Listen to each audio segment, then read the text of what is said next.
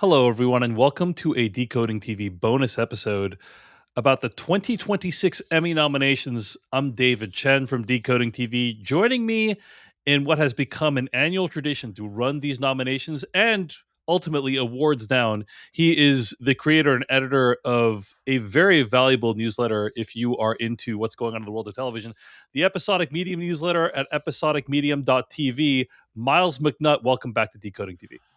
Thank you so much, Dave. Thank you so much. I will say about the Emmys in particular, do we call them in kind of scholarly terms, like they're tournament rituals, right? Like, people fend off against each other to make that happen. But the real rituals are the friends we make along the way and the conversations we get to have about how annoyed we are with them. This is the ultimate pleasure. The feeling is completely mutual. So what we're going to do today is talk about the 2026 Emmy nominations. I do want to mention that the ceremony is going to take place in September of 2026. So we'll probably be back at that point to talk about what is happening with the ultimate winners. But I'm going to just say the nominations, in my opinion, are actually often the more interesting conversation because it's kind of showing you like ultimately what the Television Academy is valuing. Today on the podcast, we're going to be talking about like some of the overall trends, what we loved seeing in this year's Emmy nominations, some of the stuff we were disappointed to see or not see, and then finally just weird stuff that happened, which often is the case. So let's get into it. I'm reading here from the Hollywood Reporter. The 2026 Emmy nominations have been revealed. The Pitt leads all nominees with a total of 25 nominations, followed by Hacks with 24, a record for a comedy series for nominations in a single year, and Widow's Bay with 19, which is leading all new shows. Other shows earning double-digit nominations were Pluribus with 18 total nominations, Beef with 16 total nominations, DTF St. Louis with 13, Saturday Night Live, and Spider Noir with 11 apiece. I'm also going to read here from a Variety post on X.com where they listed which networks got the most nominations. HBO Max, 122 nominations total. Netflix, 111. Apple TV, 89. And then everyone else much less. ABC, 35. CBS, 32. NBC, 30. Prime Video, 28. FX/Hulu, 23. Peacock, 18. Disney Plus, 14. And National Geographic, 12. But I do think worth noting of those, right? So I've listed like the big shows that have gotten nominations, the big networks. This is a really strong showing for Apple TV, in my opinion. What do you think, Myles McNutt? I think that's the headline ultimately. And I think look, we knew that was the case last year where Severance and The Studio were the two most nominated shows. And it was sort of evident they could make that happen. But notably, of course, Severance and The Studio are not part of this year's nominations. Yeah. In our current ecosystem of peak TV, we have an environment whereby these shows ultimately just don't come back the next year. We don't get those repeat sort of viewing environments in those systems. And so what you end up with then is this environment where it's kind of like, okay, if Apple can keep populating in the same way HBO historically did, in the same way that Netflix has been able to, of just people saying, what's the new Apple TV show? If they can keep that up, it puts them into kind of a three-way conversation with those two larger forces. It helps that Pluribus and Widow's Bay are two very good shows with their own pedigree attached to them. But I'm just going to say, 3 months ago, nobody would have put Widow's Bay in that conversation. Mm-hmm. I think Pluribus was very clearly, we knew because it started in the fall. It had Golden Globes. It had SAG. It kind of had some momentum. Widow's Bay had nothing 6 months ago. And for Apple to be able to sort of like find itself into that conversation, I think tells us a lot about the fact that honestly, like the most important constituent of Apple subscribers may or may not be Emmy voters at this point, because I don't feel like the buzz outside of our communities for these shows is very high, but it feels like the buzz in the Academy context has been very significant and obviously serving them in that capacity. Well, my understanding is Widow's Bay gained quite a bit of viewership over its run, which is worth noting because not every show can do that. Also, even more notable because I believe the Emmy voting period closed before Widow's Bay had finished airing. So that means that it got all these nominations without even viewers being able to take into account the entire... I mean... they have the screeners probably, right? But like, okay, So two things. One, it's very, very likely that because like Apple's screener platform runs both FYC and for press critics, so that means that they had all the episodes the whole time. If they were able to watch them, they were watching them. Two, also, technically speaking, we call them hanging episodes. This is sort of a byproduct of the system where the episodes themselves are not eligible. So the episodes of Winnow's Right. Bear that aired after the end of May, which is I think the final two, are not eligible for consideration in individual categories. But like the voting period still extended past the time in which they aired. So Right. even if somebody was like, I'm really set, I want to watch weekly, they still saw those episodes while they were voting. Right. And something tells me that Emmy voters were not, no, I put blinders on. I This is can't like think about those in episodes. court when they say, you will strike that remark from the record and ignore that it Right. ever happened.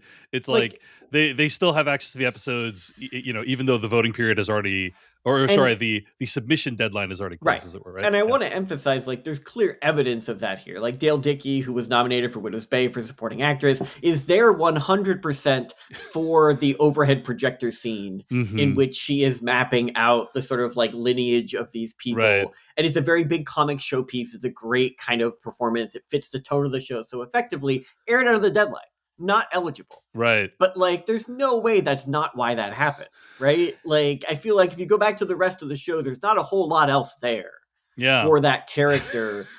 So it's kind of like you have to feel like that's a huge part of this, and yet they don't care. There's no rules in this world. This is come on now. This is not the first time that something like this has happened, where people are receiving nominations for stuff that theoretically wasn't eligible during the voting period. But anyway, the other big story I would say, like HBO and Netflix getting a bunch of nominations, that just already happens every year. Apple showing up so strongly is more of a newer story, although. Based on how quickly they're making Pluribus, I think the next time we see Pluribus at these nominations is going to be in like 2035.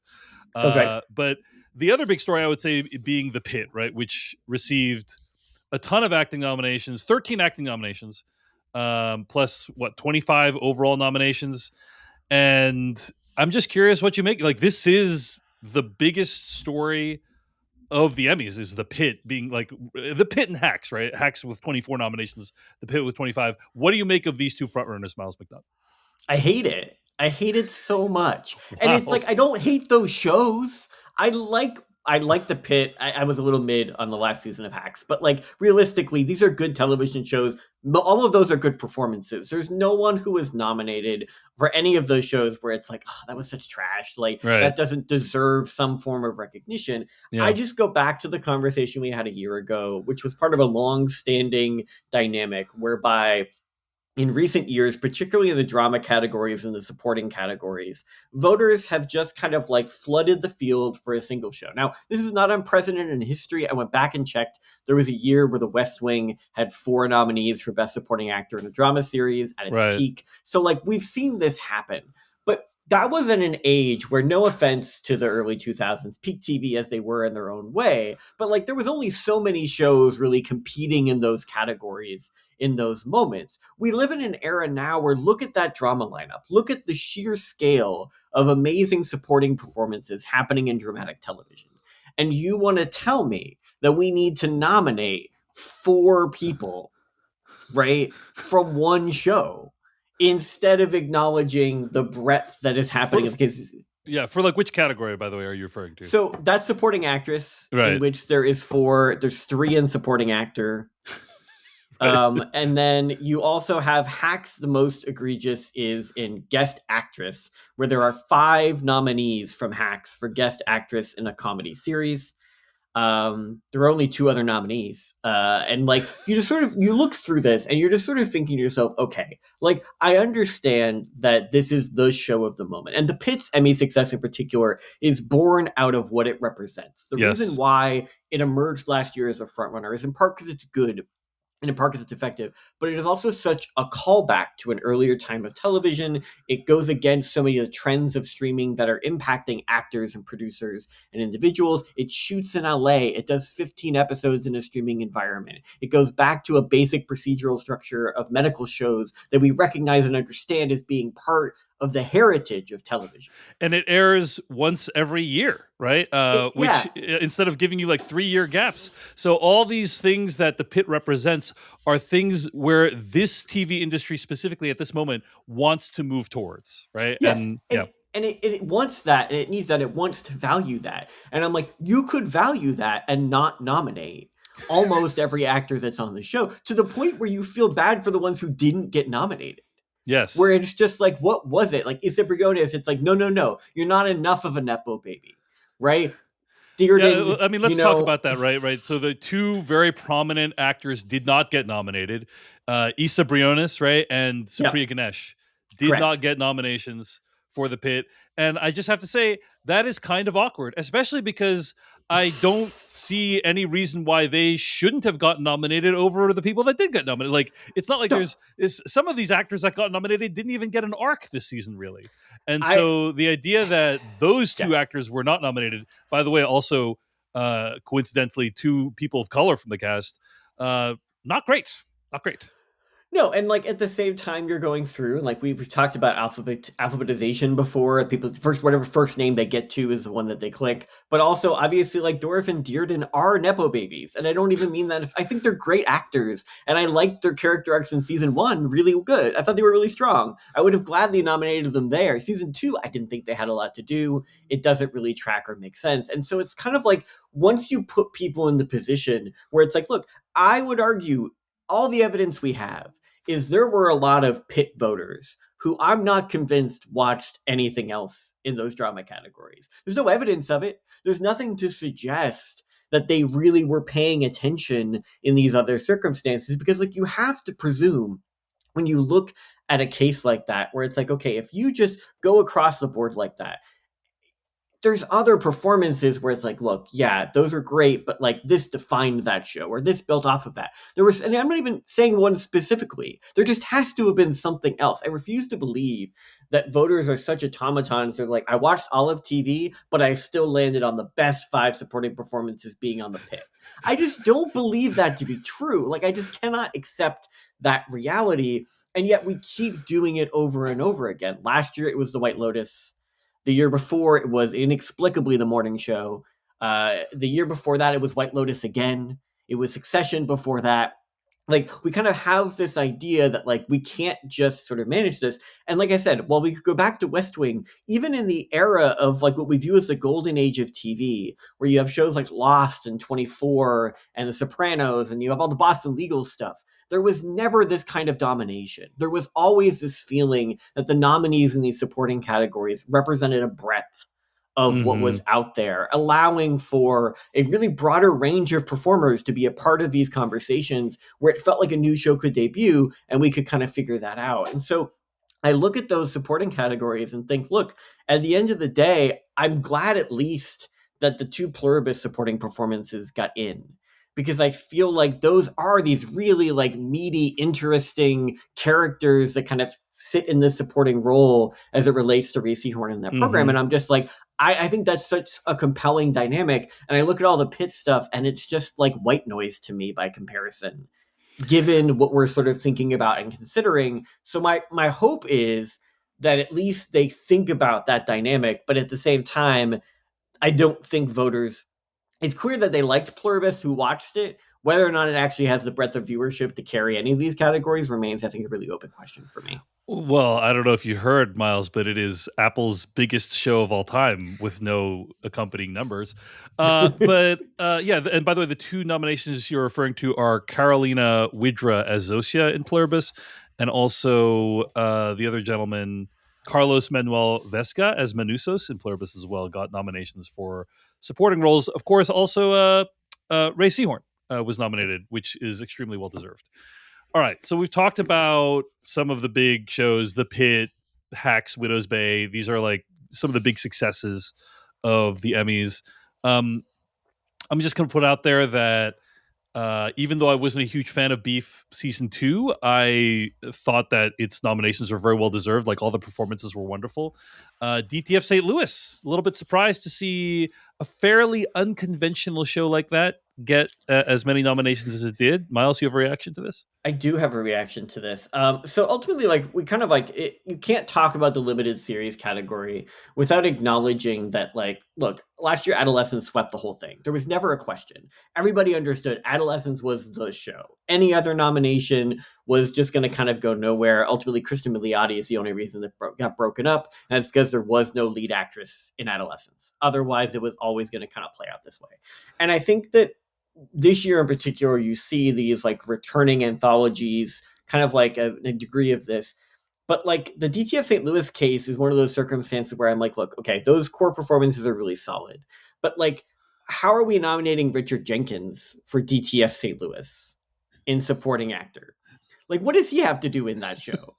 Like the actual investigation plot of that show was like nothing. Like, I just don't understand how you could go through that. So again, it comes back to this idea where it's like, look, it's very clear to me DTF St. Louis was the one that they were watching. Right. And then as a result, you and see we might as well just nominations. nominate everyone in that show. You literally nominated everybody in that show.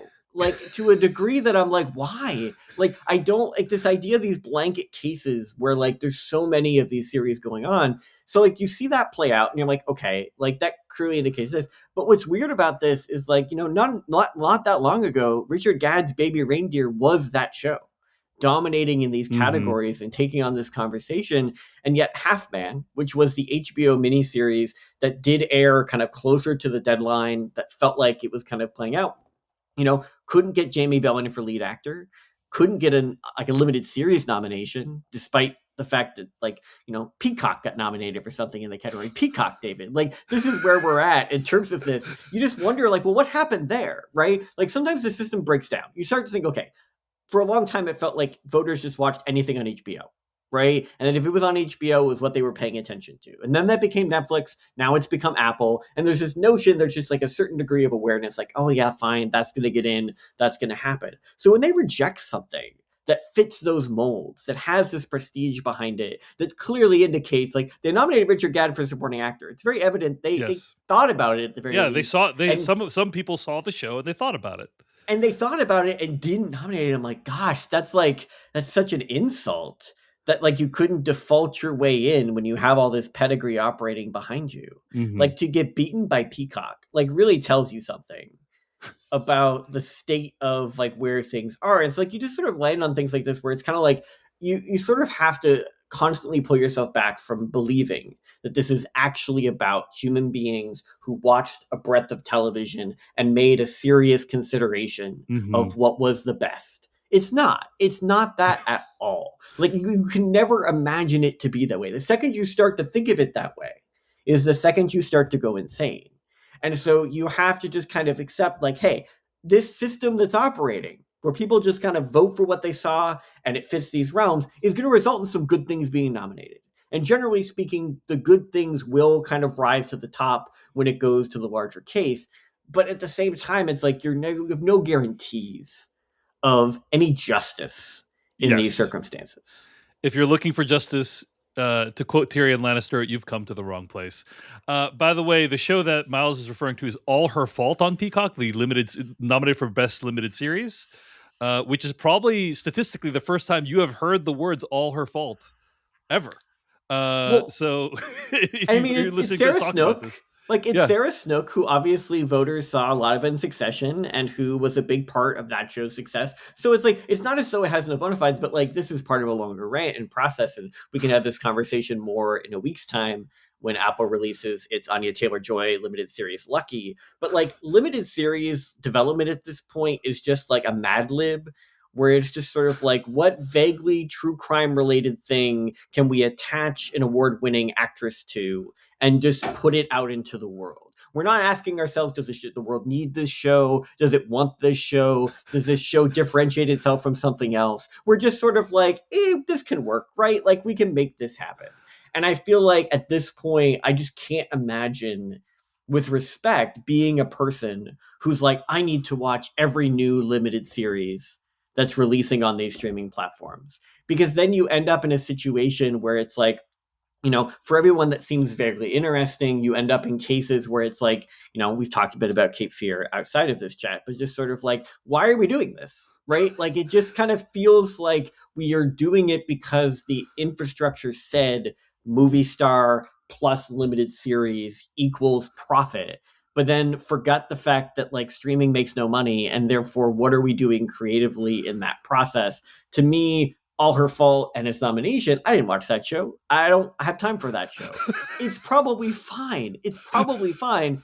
But like, what differentiated? Like, how did voters say to themselves, gosh, like, how could I possibly, what did I like that one better or this one better? And it's like, it's the same picture. Like, what are we doing to Mhm. make something stand out? And I feel like that category and that genre is in, I would argue, a very sort of free fall of reputation that is going to need to be studied for us to better understand where things are headed. I mean, I'm old enough to remember when Apple TV released We Crashed in 2022, starring Jared Leto and Anne Hathaway, a show that I don't believe anyone has watched. So No, you could argue it it's crashed and burned, as it were. we crashed and burned in that situation. Okay, other things that I think were cool to see in this year's Emmy nominations. Uh, cool to see Slow Horses continuing to get some love. That is a show that I'm guessing not that many people watch, but is still consistently an excellent show. So cool that it got some love in categories like I think best drama, right, and also Yep.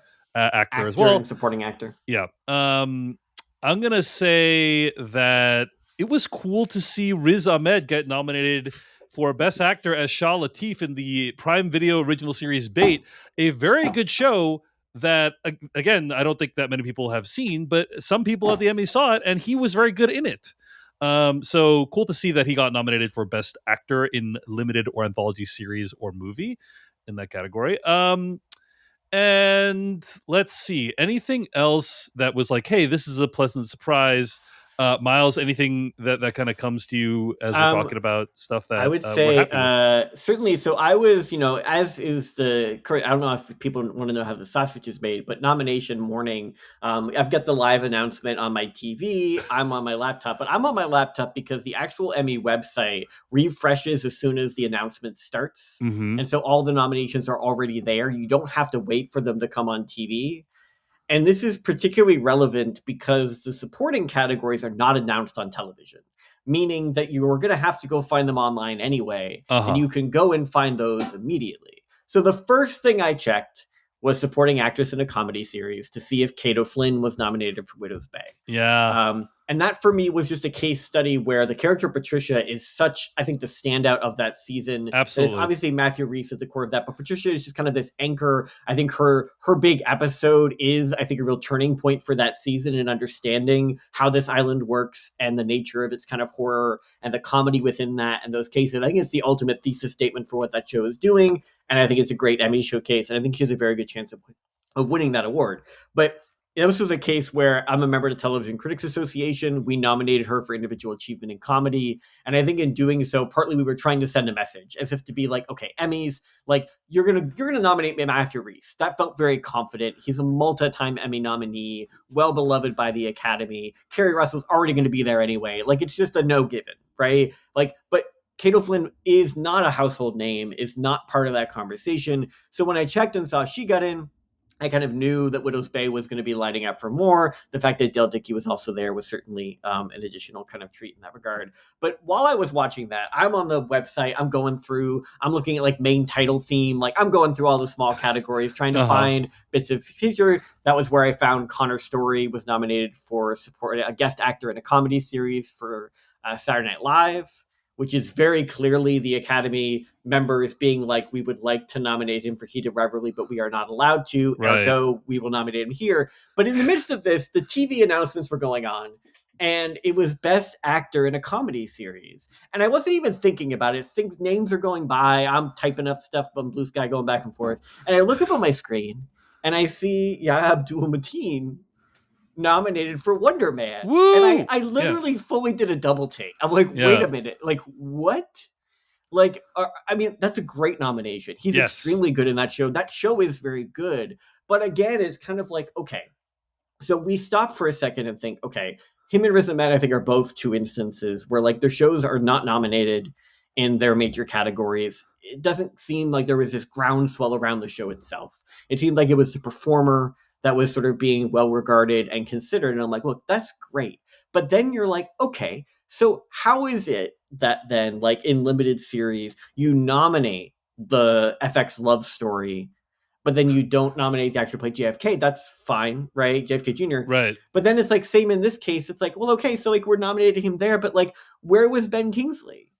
Right? Like, why Yeah. can't we extend this? Right? Like, did you watch the show? And if you did, how is there not more love in those categories in those cases? Right? Same where you start thinking about something like Slow Horses, like, okay, that is nominated in these ways, but if you really like the show, if it's nominated for writing and direction, it's got all these things, then like, why don't we see more actors from those shows nominated and say supporting actress, etc.? Like, you just sort of like, you start to go in that mindset of what happens in that respect. But ultimately, I think that nomination is very well deserved, but also surprised me and forced me to kind of like stop what I was doing and realize that sometimes surprises happen. I would say there's a few bizarre things like that. So, for instance, Your Friends and Neighbors was nominated for Best Series and then received like basically no other nominations in the major literally categories. No other nominations. So it's like what was going on there? And then there's some shows that received several nominations in other categories, but then didn't get the series nomination, right? So like Euphoria was nominated a few times in dramatic categories, and so there's just a few things like that where it's like, that's just very strange. Not sure what was going on there. So, well, the drama one I think is the weirdest because ultimately it's like Your Friends and Neighbors get nominated for nothing else. Jon Hamm is not nominated. Right. Like there's no other recognition in any below the line categories, like literally nothing. It's incredibly rare. It's only happened a handful of times. But the weird thing about it is there's a show that clearly belongs in that slot, and that is Task. Task was nominated for actor, supporting actor, writing, directing. Like, I think it's both writing and directing. It's not at least just writing. Like, this is a case where, like, and part of me wonders if it's an issue of, like, voters not realizing that it was an ongoing series, despite the fact they voted for the actors in those categories. Right. They went looking for the actors, but then didn't find the show because they thought it was a limited series. Yeah, we're accounting for. I'll be honest. Until we discussed it today, I thought Task was a limited series. I know I have since seen that Julianne Nicholson's going to be in Task season 2 and stuff. But like, yeah, I always assumed Task was a limited series. And it was when it debuted. It was branded in that way, and it was only as it was concluding that they were kind of like, oh, we don't really know, and they had to make a decision in classic awards fashion for the January awards, for SAG and for the Golden Globes. And at that time, it was very evident that like series categories, well, every limited series award was going to be won by adolescents at that point. And so part of me feels like HBO made that choice knowing they could get nominations for Ruffalo in that case, and then be in a better position for the Emmys a year later. Tom Pelphrey is also nominated as supporting actor, as a huge part in that show. He's very good in it. But it's like the show doesn't set up like an ongoing series. You have to pay attention to the trades to know that's the case. He's now merging it with Mare of Easttown with Juliette Nicholson's character from that show. So we have an extended universe, and it's kind of like there's a lot of really interesting happening about that I think is compelling. But the idea that voters cared enough about all those cases, but when it got to the series ballots, they landed on something Apple instead, I think shows you, like, I don't think that has anything to do with Your Friends and Neighbors. And it has everything to do with how successfully Apple is feting Academy members and introducing them into their lineup of shows, that they would look at that and think, oh, well, I need to vote. My guess is, and again, I always say this, I think the ballots matter. We've talked about alphabetization in the past, that you vote for the first things you see. I think what happened was they got through that ballot for drama series and they got to the very end of it and they realized they hadn't picked enough shows, and they just saw Your Friends and Neighbors sitting at the bottom of that list, and they're just like, whatever, right? Jon Hamm's in it. It must be good, right? And just like clicked on it. That's the only explanation. That's my best explanation. Does it actually make sense? No, but that's what we got. Yeah, I mean, what else do we have? What else do we have? Your Friends and Neighbors probably is the last on the ballot organized alphabetically, right under Task. So, maybe who knows? Who knows? Okay. I At In the terms of very least, though, I would just want to say, like, when you extend those categories, when you increase them, there's always going to be an eighth show. There's always going to be a show that's clearly at the bottom. And I don't know if it's ever been as obvious, given all the other data that we have, that it's that show. Like, it is the Winter's Bone, to put it in Academy Award parlance. If anyone's not familiar with that particular bit of lore, wow, when they extended to 10 deep Best cut, Picture, when deep they cut. extended to 10 Best Picture nominees, there was an argument that there were films getting nominated that weren't really gaining the recognition that required. It just kind of became in. And so Winter's Bone, the year that it was nominated, was considered to be like the bellwether. Like, that's the movie that no one else, we know that's not winning Best Picture. Why are we bothering pretending? Which is how, for a period of time, the Academy went back to not 10 nominees guaranteed, but rather to a revolving set of nominees based on thresholds. All Winter's Bone's fault. This is now the Emmys Winter Bone, in my view. Wow. Okay. I appreciate having come to your TED Talk. All right, a couple of other nominees that I just want to say I'm pretty happy about. It was cool to see Night of the Seven Kingdoms, which in my opinion is one of the best shows of 2026, get so much recognition.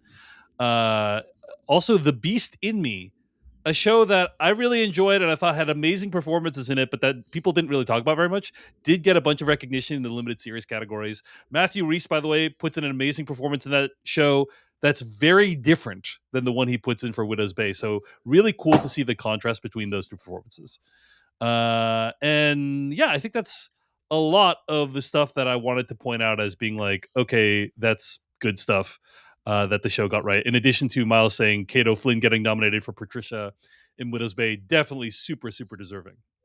Miles, what were some things that you were disappointed to not see in this batch of Emmy nominations? So, like, it's one of those cases where I don't think I had a show where I was like really sort of antsy. I think I went through and like found like, so when I used to write for the AV Club, and then we used to do a segment, and they did it this year under their current leadership, and there were some great examples where you went through and focused on shows like that deserve recognition, that are maybe off the beaten path, or are kind of areas we're not thinking about. And so it often gets you thinking about shows and where that comes from. And a lot of the things that I would have thought to focus on in that case was nominated. For example, you mentioned Night of the Seven Kingdoms. I went in and made sure that Dan Romer's score for that Yes, show was nominated, because I thought it was so striking, extremely well and the deserved. Yep. way that it just moved through. So I was so happy to see that there. But I think one of them that I would sort of like identify in this circumstance is sort of the fall and rise of Reggie Dinkins, Mm, the Tracy Morgan, Daniel Radcliffe comedy on NBC. yeah. And I think in many ways, like, my feelings about this are not like, I really like that show. I watched screeners, so I wasn't part of a like weekly conversation around it. It was renewed for a second season.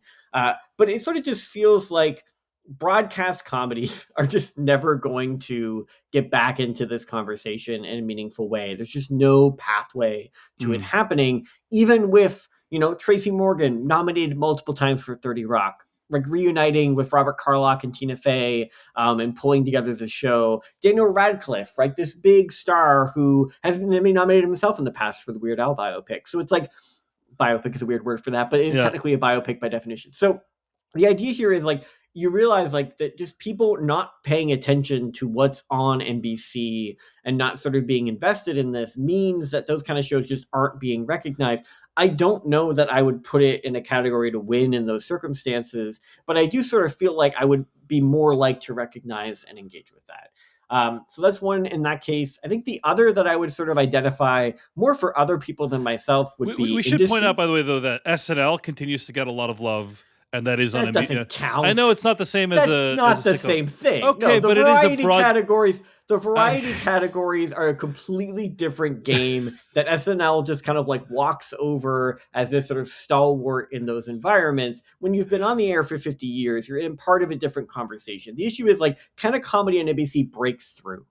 Like, is it right, possible for right. that to really like A get into scripted a comedy. conversation? Yes. I don't think it is, and if it does at some point in time, hats off to them. So yes, I do take the point, but no, SNL caveat doesn't count. Okay. But Industry on HBO, I think, Yes. is one of those cases where, like, I do not watch this show. I have someone covering it for me. It, by all accounts, sounds very interesting. And I do think the challenge here is that when HBO launched it, it was as a Monday show. For those who watch things on HBO Max and maybe don't see the scheduling in traditional sense, for a long time, HBO would have their key marquee shows on Sunday nights. They would have a drama, then they would have two comedies, and that would be HBO's scheduling lineup. But then at a certain point, they're like, well, we want to increase our number of programs. What do we do with that? And so they landed on Mondays. And Mondays was where they put stuff that like wasn't good enough for Sundays. It was not quite as weird as their Friday stuff. Their Friday stuff, like things like Chair Company, etc., take on a whole kind of different vibe. But like you take on those kind of cases. How to with John Wilson was a Friday show. Right. These kind of cases. I think Chair Company was on Sundays. But you sort of realize that industry, because it started that way, when HBO brought it back, they brought it on Sundays. They've tried to reclaim it as a prestige show. And Emmy voters are just kind of like, no.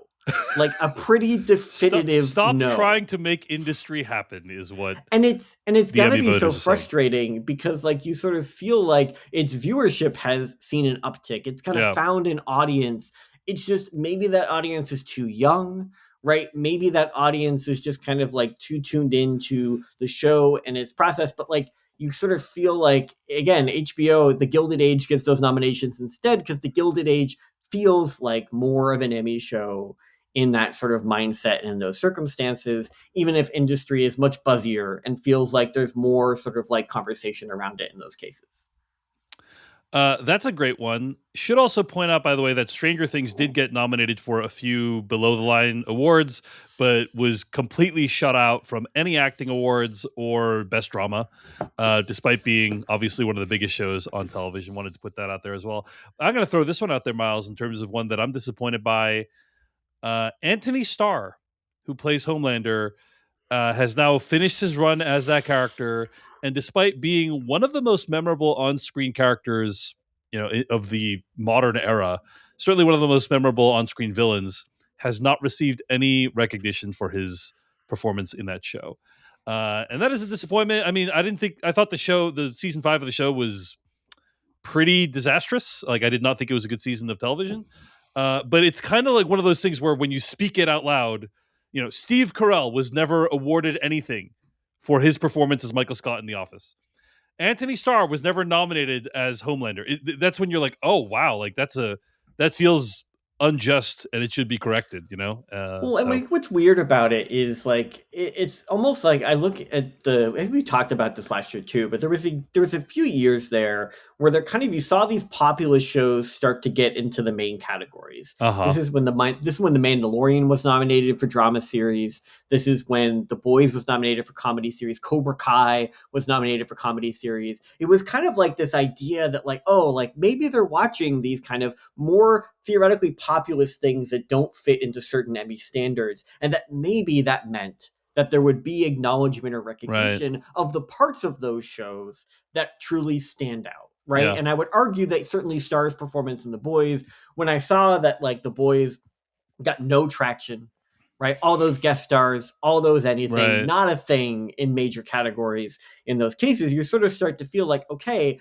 like in a lot of cases, okay, that's fine going through, but like that performance really does stand out and really does make you feel like, hey, like there's something going on here.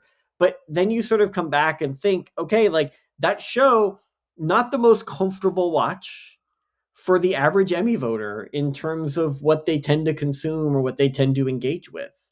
And I think that it just, Amazon had a lot of success for a period of time with Marvelous Mrs. Maisel, but Marvelous Mrs. Maisel fit a very comfortable Emmy standard of the kind of show that they can succeed with and engage with.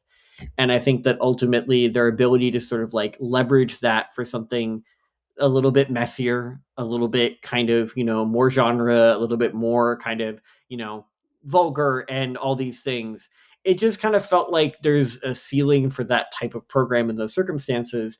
And you're right, like there's an element of injustice attached to that. But as we previously discussed, there's no justice in the Emmys. There's no justice in the Emmys. There's no, and so you end up in circumstances where it's kind of like, and that's where you end up with these circumstances where, particularly in the series categories, you see things happening below that in the acting categories or below the line, where it's like, just as a point of note, like you mentioned, one of the most nominated shows was Spider Noir.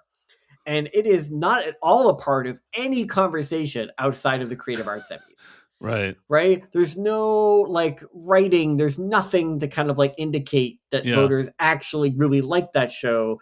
It's just technically speaking, it got a lot of recognition.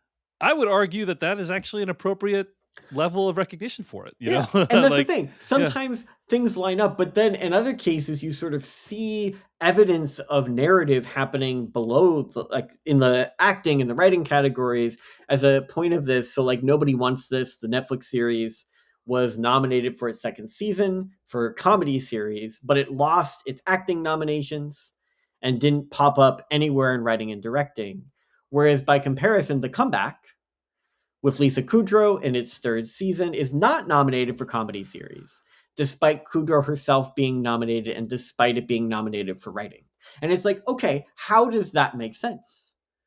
And the way you have to make sense of that, the way you have to make sense of it is that the pool of people voting in the series categories is broader than the pool of people voting for writing and the Mhm. pool of people voting for acting.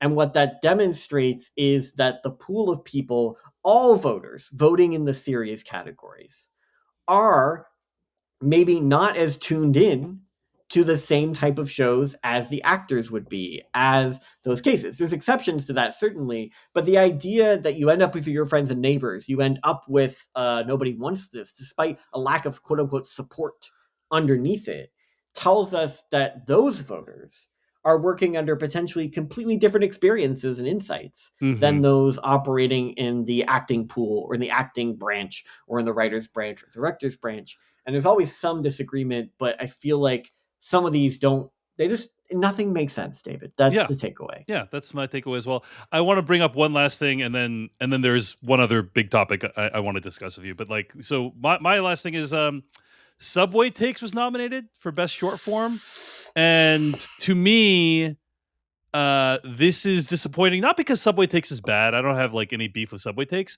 but, in my opinion, Hot Ones is the one to nominate for that specific category, and the idea that Subway Takes is taking it over Hot Ones. I mean, Sean I Evans have put a yeah, I Sean have a Evans. correction for Okay. you though. It Oh, did not okay. take it over Hot Ones. Okay. Hot Ones was submitted in Best Variety Series, not Mm. in Best Short Form. I Okay. think because it is too long to I compete in see. Best Short Form potentially. And I also think that look, the whole YouTube effort, same with Dropout, which is obviously a similar conversation. The kind of like the crowdfunded streaming service, worker owned, all these things, very much kind of niche success. Those Emmy campaigns are about legitimation, and the Emmys are a crucial form of legitimation and legitimating discourse in these circumstances. And so, as a result of that, though, I think that both YouTube and Dropout were competing in categories. In the case of Dropout, in game show and variety series. In the Mhm. case of YouTube and variety series, with a variety of different cases, they're competing with shows that are like so ingrained, right? Yes. Like they're competing against Saturday Night Live. They're competing in game show. They're competing against Jeopardy and Celebrity Family Feud and like all of these like Right. very like clear instances of kind of like success. In doing so, they're kind of making a case, hey, look, we can compete with them. They actually can't. They are not in a competitive situation for an Emmy Mhm. nomination in the case. The only show that YouTube submitted in short form was Subway Takes. So the Mm. fact they got it in is meaningful, but that category, if you go to it, is filled with like derivative content from The Daily Show and Right. like this is not a case of like big creative swings being taken. This is a category born of the age of web series that has Right. failed to sort of like evolve to reflect these kind of environments.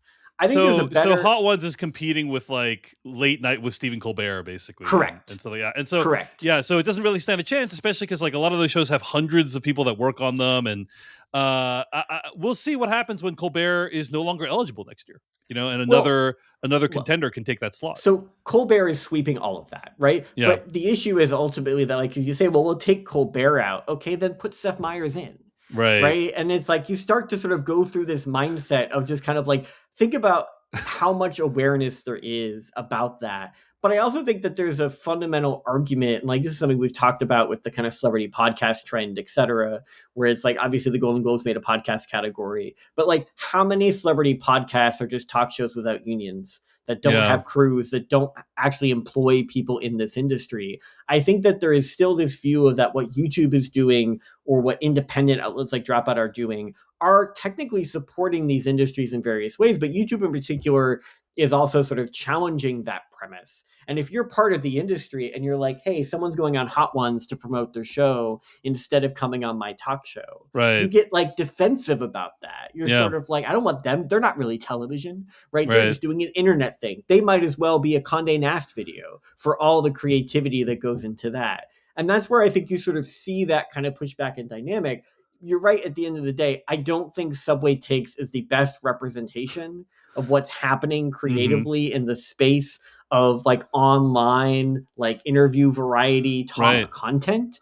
But it's the one competing in the category where it actually had a chance Yeah. Yeah. against the establishment of the industry and how we understand it. All right, Miles. I we need to talk a little bit more about these Pit acting nominations. We've Yep. already kind of referenced them a little bit. So let me read off who has been nominated for the Pit. Okay, the Pit received 13 acting nominations, and that includes Noah Wiley, Taylor Dearden, Fiona Dourif, Catherine Lanasa, Sepida Moafi, who plays what's her name? The main It's Alashimi. Yeah, Does Alashimi, that Dr. sound Alashimi. right? That's right. Yeah. That's right.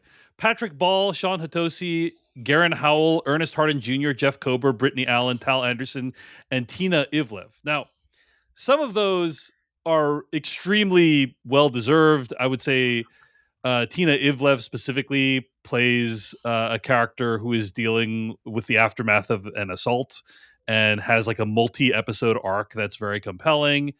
Um, but some of these, I have to say, are quite baffling.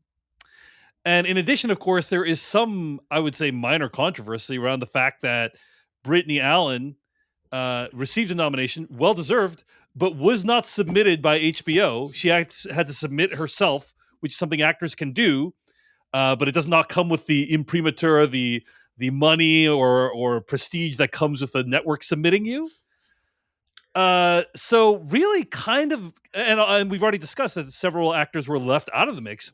Really just a messy set of nominations, I would say. What do you think, Miles? So the Brittany Allen one I wanted to talk about because I Yeah. do think this is not sort of a new thing. Quite infamously, the final season of Game of Thrones, multiple actors, which includes Gwendolyn Christie, Alfie Allen, Carice Van Houten, all submitted themselves in that scenario because Right. basically HBO was like, we don't want to flood the entire pool. We Yeah. want to focus on our core cast, and that's what we're going to do. And everybody else was like, why wouldn't we submit ourselves? Right. And can you give some color around that, Miles? Like, does it? I assume it costs some amount of money to It submit does. an actor, and that a network like HBO wants to have like an all-up strategy around like we're going to choose our horses, and then we're going to promote those people and have them go to the events and do things like that. And so I assume there's like kind of a broader scaffolding strategy around it that then these actors who are self-submitting don't have access to. Is that roughly accurate? Yeah, and I do think that like that's part of what goes on, and ultimately, in the case of something like Game of Thrones, this massive thing, that final season, lots of them got into those categories. Gwendolyn Christie, Alfie Allen, and Carice Van Houten were all nominated, and that's really, I think, because they were just nominating all the Game of Thrones actors because it was the final season, and Yeah. everyone's like, it's weird that only Peter Dinklage has won one of these, given Right. how great that cast was. Also, notably, just as a random aside, the Game of Thrones cast never won the Screen Actors Guild Award for Best Ensemble in a Drama Mhm. Series, which is crazy Yeah. when you think about that over the course of 8 seasons of that show. But I think what you sort of come down to is partly it's like, think of all the budget cuts happening in the industry right now. Think of all the money that's spent. FYC is a huge portion of that money. Yeah. So you do start nickel and diming and just being like, okay, however much that amount is, we don't want to multiply it by 30 for every guest actor who's there. Right. We need to make choices. So we're going to choose those accordingly. But I think what you then get into is, in this case, I think the actors sort of realize and understand, like, hey, this can be happening. But the other thing that goes on is the Andrea Riseborough effect, Where, like, in the case of Brittany Allen in particular, that campaign gained a lot of leverage. It was a variety story where she Right. talked about self-submitting and why she felt she needed to do this, that HBO didn't return her calls, that she felt like this was significant enough to justify that Right. and to We should engage point with out it. she has a great multi-episode arc, and she Yeah, does a phenomenal job in the show. So it's absolutely. yeah, yeah. This is Like, not it's like a not, delusional like, "Oh, I should be nominated." This is somebody who which, deserved the nomination. and I want to be clear, like, there are plenty of delusional examples over Absolutely. the course of this of self-submissions. Many of them I've always contended, like, there was one year where, like, one of the, like, the youngest kid on Shameless submitted themselves for an Emmy nomination. Uh-huh. And it's like, there's no way Showtime did that. There's no reason you ever would. There's no chance whatsoever. But you have to imagine, like, some agent fleecing that kid's mother, where Right. it's just like, no, no, no, we got to do this, right? Look at what we're Yeah. doing for our client. Like, there's this mindset of just like, well, we got to put him in the conversation, Yeah. no matter how delusional it is. Brittany Allen was very clear in this case, but also I think they understand and know now that in our post Andrea Riseborough world, where these groundswell kind of like grassroots campaigns among actors on social media have the potential to gain attention, I'd argue she's the favorite for that award now. Because I Right. think, like, when I went in and looked at her post where she posted the official graphic HBO made for her now, since now she's a nominee, she's now part of that conversation. She posted, in the comments are actors like Lisa Ann Walter from Abbott Elementary talking about how they voted for her. And Mm. specifically, Lisa Ann Walter is just like, and especially because HBO didn't put you up. What the hell? Like, you sort of feel like in an environment where actors are voting on actors Right. awards, there's this notion that when a campaign doesn't happen, or when people get left behind by FYC, there Yeah. is a whole pool of actors who have also historically been left behind by FYC, who are not big stars, who don't have money behind them, who they want to imagine that they could get this recognition one day. And so I think that there's something about that nomination in particular, that feels very different from some of the others, which feel more just like, yeah, of course they're going to nominate, these characters down the line, and we're going to kind of see that happen. That one in particular has a different vibe to it as it relates to this.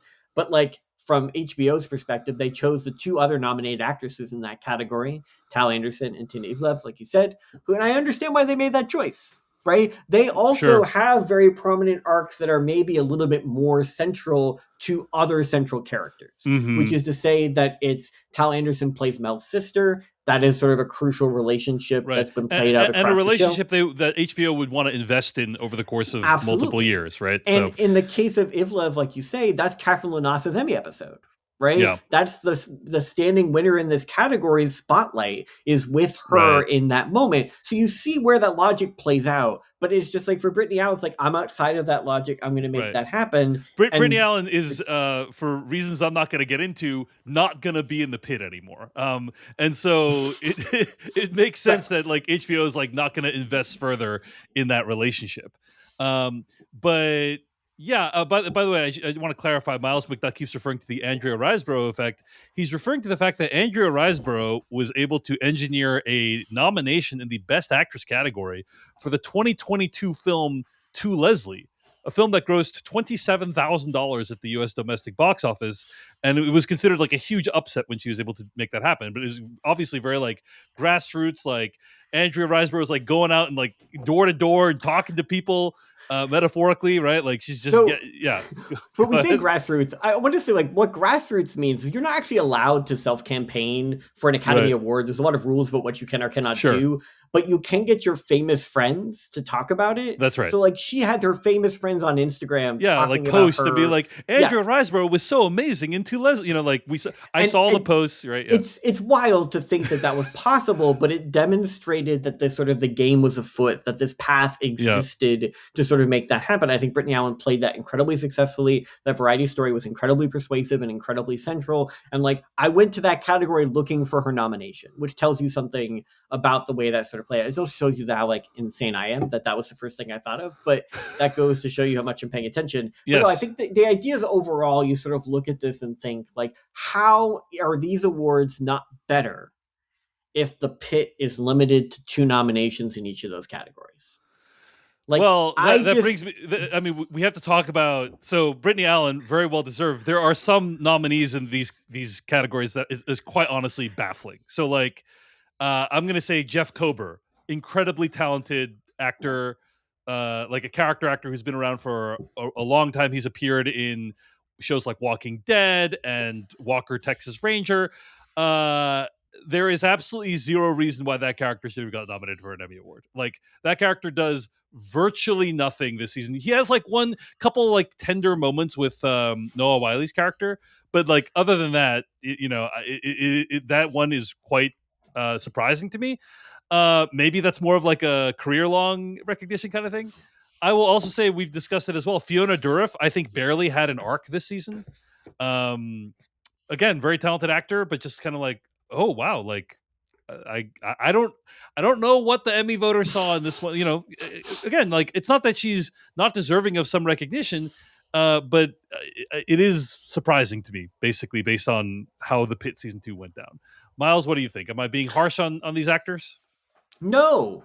They are well paid, incredibly successful Emmy nominated performers, and we're not even saying they were bad. Yeah, like that's sort of the thing, right? And I think it's what's sort of hard to go through here is like you start looking and being like, look, these are well designed ensembles with a lot of great performers in them, and for that reason, at no point am I sort of like, oh, well, that's just like the worst case. Right. Like that person really dropped the ball or didn't deliver or like wasn't living up to this. There's nothing here that embarrasses, but it's just like, shouldn't the Emmys want there to be a more diverse range of performers being represented from a wider variety of shows? And I think that ultimately you could look at this and say, okay, it's possible that if you take, say, 2 of those Pit supporting actresses out, right?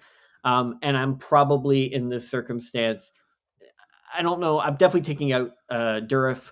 Again, no insult going from there. And I'm probably taking out Dearden just because I thought Mel also had nothing to do this season.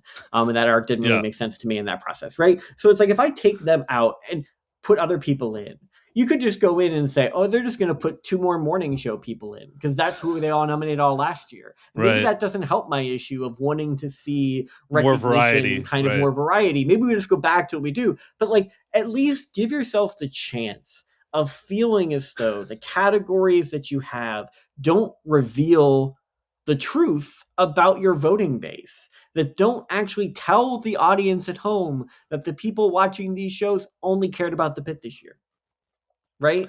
That at the end of the day, they really were only invested in that show and maybe Pluribus. That's the only evidence we reasonably have here because there's nothing else. There's, and I think, by comparison, last year it felt like the supporting when Jeff Hiller got nominated for Somebody Somewhere. That when he ended up winning, just to be clear, right, in that category, it was like, well, wait a minute. They can watch shows that aren't part of the bigger conversation. Like they can find performances that are off the beaten path. Like when he got nominated for that Emmy, there was no headshot. Nobody had his picture ready. Like all the websites were like, they were doing their own graphics. Nobody even had a picture prepared for that nomination. I didn't feel like there was anything quite like that here, where it felt like they kind of found somebody that's except, and maybe Wonder Man's the one exception to that. Bait is the one exception to that. But like, I find the supporting categories in particular, that's where the oddball should be. That's where the performances that aren't part of that process. Like, am I happy that, Abdul Mateen knocked out Jeremy Allen White, who's just not giving a comedy performance by any means? Yeah, I'm happy about that. But I feel like the supporting categories are where you can find these like, bits and bobs, these like moments, these cases. And I just feel like if we're not doing that, we're doing a disservice to the breadth of great TV that's out there. And that those categories in particular should reflect that better. And it's so easy. Just cap it at 2. Like if you just cap it at 2, you 2 nominations per show. Show per category. And so, yes, that means that HBO's nomination count will drop precipitously in this scenario. And maybe that means they're not able to compete as much with Netflix as they would like, or Apple or anything else in those cases. But to which I say tough cookies, to which I say like, yeah, okay, we don't need all 5 Hacks actresses. Like, you know what? That episode with Cherry Jones and Leslie Bibb playing a lesbian couple in which, the Gene Smart and Hannah Minder's characters are also playing fake lesbians. If you just decide, guess what? Which was better? Which of those 2 actresses gave a better performance in that episode? Just make a decision. Don't just nominate all of them. Like you have to decide, hey, Cherry Jones and Leslie Bibb both had like really considerable, like meaningful, like performances in that episode. That's like a real like four-hander between them. Maybe we nominate them and not Laurie Metcalf for a brief cameo appearance, the character she already won this award for. Like, maybe we have to make that decision. Maybe you force voters when they're in those ballots to make those calls, and in doing so, create a better Emmys in the process. Doesn't seem hard to me. But apparently, I think that ultimately we have to remember that the people who benefit the most from the Emmy Awards are the networks that rely on them to, like, basically dick measure in this circumstance. And they're obviously not going to be going for any kind of nomination limitation because it ultimately makes it so they can't trumpet their performance in that environment. So I feel ultimately they run the show more than the Emmys do, and thus my attempts at reform will be met with rebuffs at all turns. Well, it wouldn't be a bonus episode of Myles if we didn't remark upon the complete uselessness of any of our commentary. But Myles, final question. Yep. So the Emmys are going to air on September 14th on NBC and Peacock. And the host is Mariska Hargitay from Law & Order SVU. According to Hollywood Reporter, Hargitay is the first Emmys host not primarily known for their comedic work in nearly 2 decades, end quote. Pretty risky gambit, I have to say. What do you think of Mariska Hargitay hosting the 2026 Emmy Awards? I think that ultimately the impact of a host on the Emmys in particular is a predication on sort of like what these awards are. One thing that's been consistent, I remember the last time that NBC hosted the Emmys. So obviously the Emmys operated on a carousel, if you're not familiar, between the original 4 broadcast networks. So Fox, NBC, CBS, ABC. That deal is up as of 2027. And so we're going to see whether they renew it or not, what happens to the future of broadcasting the Emmys. The last time NBC had the Emmys, I remember very distinctly, they did these like lengthy tributes to like TV history. And one was about doctor shows, cop shows, etc. And it was really funny to see them doing this when none of those shows were nominated and none of the nominations at all reflected the TV history they were referring from. But I think that what you see here is that for the broadcast networks airing the Emmys, this is not an opportunity to sort of like revel in this very insular way to TV culture as it's been defined by streaming services in this very sort of like niche programming kind of like TV insider way. It's meant to be like a celebration of television. It's not about like funny jokes. It's about like your love of the game. And in this way, Mariska Hargitay, beyond being old Hollywood in her own way, but also part of this long-running character, I think she is TV history at this point in a very fundamental way. I also will say that for those not familiar, she just finished a Broadway run following Daniel Radcliffe in a play called Every Brilliant Thing, which is a one-person show. And so in doing so, she kind of like, it was maybe, I would argue, her biggest non-Olivia Benson related project of her career in a SVU era. And so I kind of opened up this idea of her as a performer and as a star. That was a very well sold run. I think people very much are attached to her and her character. And I think the ultimate truth is that the audience for a broadcast award show is much more an audience for Law & Order SVU than it is for any like SNL star or somebody else they wanted to bring in to try to make that happen. I don't blame them for going in a different direction. I'm curious to see how she does. But I think she's a genial presence. I think generally speaking, well-liked. I feel as though she'll be well-supported in doing this. But I also think that we have to accept that like we're probably going to be seeing fewer kind of like haha funny jokes and maybe a little bit more kind of like tribute to the television era as we understand it. Well, I'm just going to say I'm not sure if that's going to help them attract a bigger audience, but we will see. We will see. Anyway. We will see. And I would just sort of say in relation to that, kind of from that point in terms of process, I guess my question for you is like, who do you think's winning? Like in terms of best drama, right? Best drama and best comedy. Let's do those. I'm going to say I would be shocked if it was not The Pit. That feels like the safe one. That's the boring one. What about comedy? No, that's the most realistic. The most realistic victor. I think. Okay. To me, though, I think that one's easy. I don't understand why anything beats it. I think no matter what you think of Pluribus, there's no shot. I think comedy. I've talked about it, and people look at like Hacks got 24 nominations. Yeah, you don't think right? Hacks would be the front runner? I would say. So Hacks is 100% the front runner. But here's where I come down on this. I think about the year that Hacks beat The Bear. The Bear had just swept the awards the year before. The Bear had all this momentum. And yes, season 3 ended up kind of like blunting that momentum a little bit once it aired. But it really felt like that was still its award to win. It still won a bunch of acting awards. It really felt like that was still happening. And then Hacks kind of came out and won because there was kind of this pushback in this dynamic.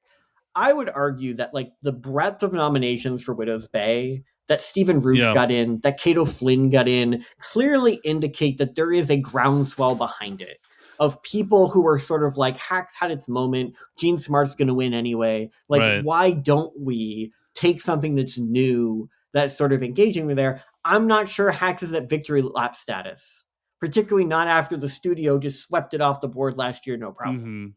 So there's a couple, the counter to that, right, is it's obviously Hacks' final season.